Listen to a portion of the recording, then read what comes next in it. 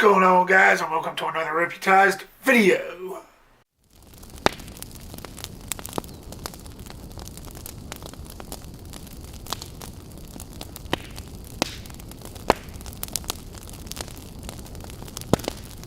Ready Player One was directed by Steven Spielberg and stars Tye Sheridan, Olivia Cook, Lena Waithe, Ben Mendelsohn, and Mark Rylance. The film is set in the year 2045 in Columbus, Ohio, where a virtual reality game called the OASIS is all the rage, a world people escape to from life. The game's creator, James Halliday, played by Mark Rylance, had died, but just before he had hidden 3 keys throughout the game that unlocks paths to finding a golden Easter egg, which will give the finder his or her fortune and control over the Oasis.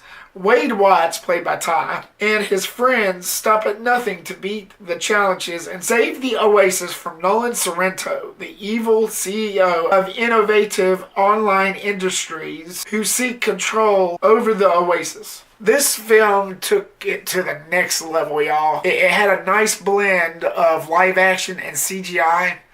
A third of it was CGI, but there was live action in it, and it was pretty interesting. Alright, going right into the positives, y'all. The cinematography and lighting work by Zak Penn was done really well. He blended it just perfectly. Like I said, he blended the reality to CGI just perfectly. Though the CGI was a little cheesy at times to me. You can't really make a CGI without having a few mistakes, but it was done really well, and I liked the way he lit it up. It was just done perfectly. Zak Penn and Ernest Cline's script was just really good.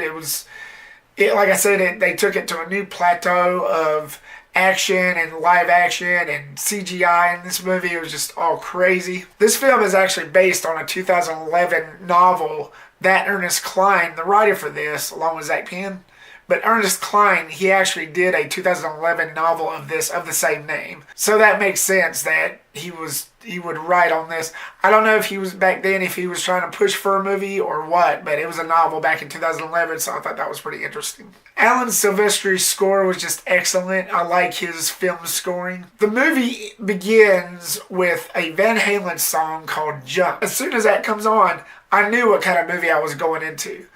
And they blended it with 80s music, which I'm an 80s child. I was born in the late 80s, but I grew up listening to most of that, and I loved it. They had Van Halen, and they had others, but Van Halen was the one that I recognized right away.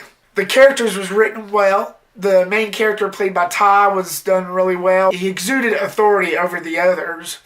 His friend, played by Lena Waithe, she was pretty funny. She played that big hulking guy.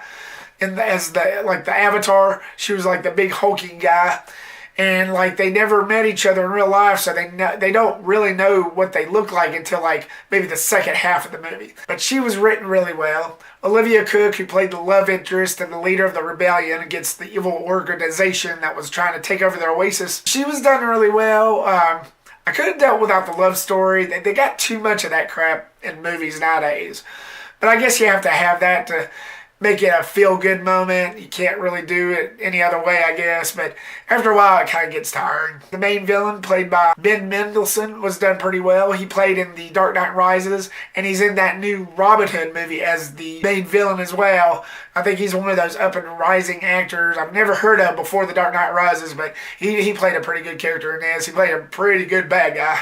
The direction by Steven Spielberg was just genius. I liked most of his movies. I have all the Indiana Jones films. I've seen Jurassic Park, E.T., Close Encounters of the Third Kind. So this film fit him just perfectly, and it reminded me so much of the Avatar movie as well. The sound effects sounded so clear, I swear I was in the movie itself fighting with everybody. There's a scene at the end where everybody explodes, and you know, in the game, you collect all these coins. So when you explode into coins.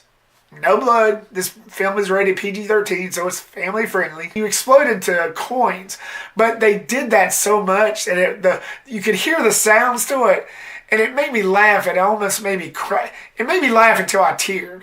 I'm not kidding.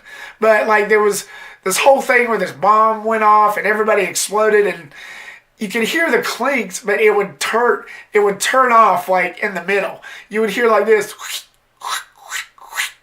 And the more it did that, the more I started crying because like something about that was just so funny. I don't know about you guys. I might be over exaggerating, but it tickled me. It really did. And it just, even when I watched it on Blu-ray the other night, I had to rewind it back because I've never laughed so hard in my life, guys.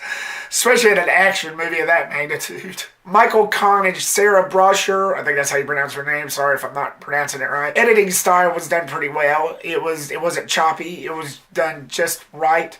It didn't feel like they were in a rush like some of these other movies I feel like they are, which I'll get to those in other videos later. They've done a really good job in this movie piecing it together. Alright, the negatives, and this goes back to what I said about the CGI.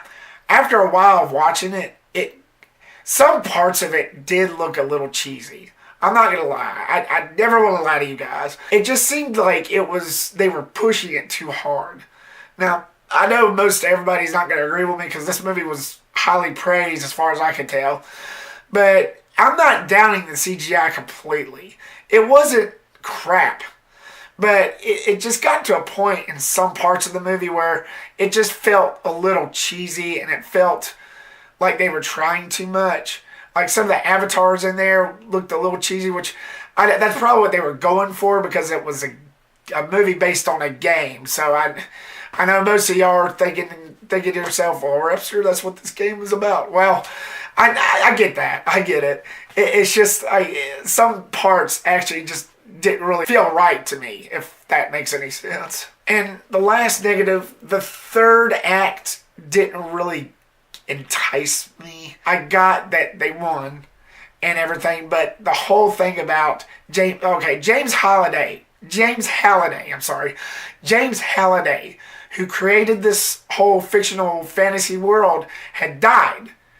But his avatar is in the game the whole time as this wizardry looking guy. But when the final act hits, he turns to normal. And then the guy's like, are you really dead? And James is like, yeah, I am. Then what are you? And it never explains that. I don't know if they were doing that as a opening to a sequel or what, but I didn't really get that. I wish they would have expanded on that just a little bit. What was that? Or who was that? If it wasn't James Halliday, because he clearly explains that he's dead. I don't know, just something about that wasn't right. Other than that, guys, the feel of this movie felt like a true sci-fi film. Like I said, they took this movie to a whole new plateau. And it was some next level shit. It felt fresh as well. My final thoughts on this, for all you game lovers out there, if you watch this movie, you can definitely relate. Now, I don't play any games myself, as I specifically said in some of my other videos, but I liked it for what it was. And you will definitely like it too, because if you play games, you'll definitely like this movie. I highly recommend it to any other person out there who just likes action movies, just for pure entertainment. Guys, Ready Player One gets a B+. Thank you so much, guys, for watching this video. I really do appreciate it. Like, subscribe, get reputized. Make sure to subscribe to the Reactor Reactions Galore, which is in the link down in the description down below. And also, like the Repster and the Reactor on Facebook, which is also down below in the description. What did y'all think of Ready Player One? Did you like it? Did you hate it? Leave me a comment down below and tell me what you think. Stay tuned for more reviews coming soon. Peace the rip out.